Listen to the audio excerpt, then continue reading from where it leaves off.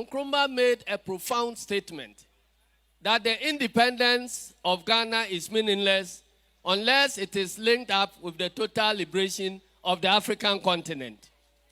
What it meant was that Ghana was too small a country to survive in the type of environment full of hawks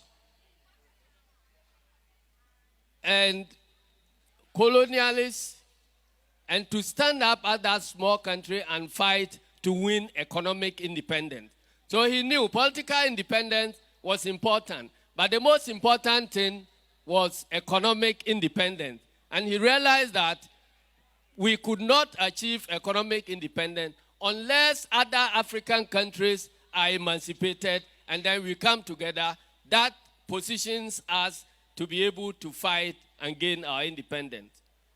And so immediately after independence, Osagyefo devoted his energies and the resources of this country to help other African countries under colonialism to fight and emancipate themselves. And his record,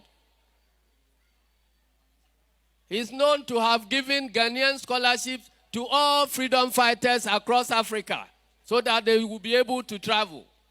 He's known to have established training camps for freedom fighters from all over Africa to train right here in Ghana so they can go and fight their colonial masters and gain independence.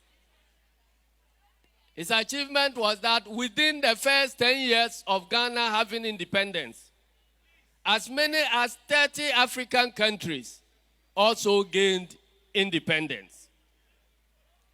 And this role is unmatched by any other African personality. The second role that Nkrumah is noted for was his role in the struggle against neo-colonialism. Because there is colonialism where the foreign dominating power takes control of your politics. That one was achieved at independence. But the more dangerous one and the more difficult one to fight against is neo-colonialism, where Africans, having won our independence, the Europeans still found ways of keeping us dependent on them. One of these was to keep us divided. And then we will be fighting wars against our neighbors whilst they looted our resources. One was to make sure that we treated our neighboring countries as opponents and made it easier for us to collaborate with our former colonial masters than even collaborating with other countries with whom we shared borders.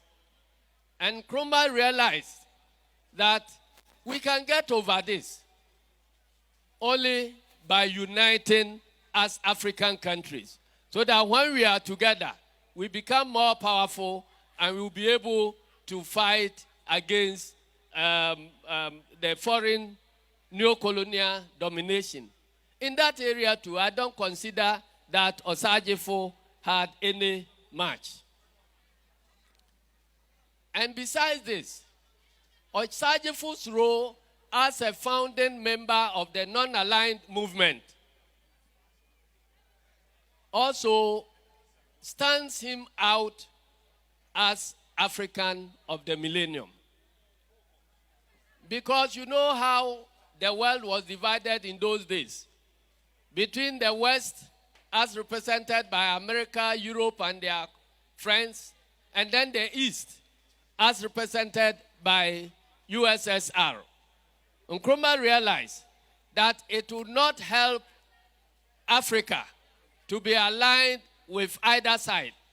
And so the way to be able to compete favorably with them will be to gather all third world countries into a movement that will be formidable enough to stand the mind of either the East or the West.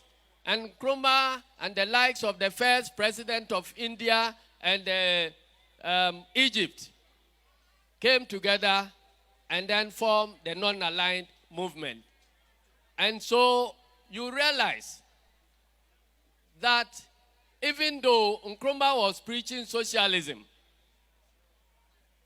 he still maintained very close links with the West and was able to tap into the resources of both the East and West to develop Ghana. And so that makes Nkrumah stand up. He was asked whether Ghana will go East or West. His response was that Ghana is not going left or right, East or West. Ghana is moving forward. It meant that when he realized there's something that he can take from the West, he will not hesitate. He will go for it. If there's another thing he can take from the East, he will not hesitate. He will go for it. The purpose is to make sure Ghana is developed.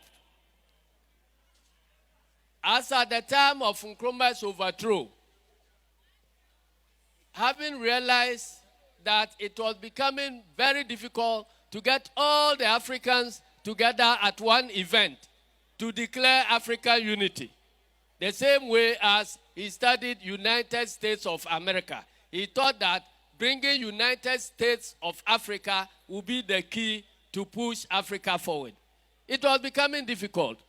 So what he did was that let us begin by forming a union of 2 states, then to 3 states, to form the nucleus of African unity so that other countries can be joining. And that's how Ghana, Guinea, Mali was founded.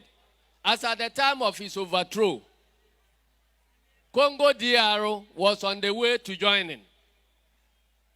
But alas, his dream and his mission was cut short by that ruthless coup d'etat that happened on 24th February 1966. Now, I cannot speak about Nkrumah being the greatest African of the millennium without relating it to his legacy in Ghana. Ghana is known to be part of Africa. So if one person is described as the greatest African of the millennium, is it not surprising that we Ghanaians don't consider him to be the greatest Ghanaian of the millennium? Is Ghana not part of Africa?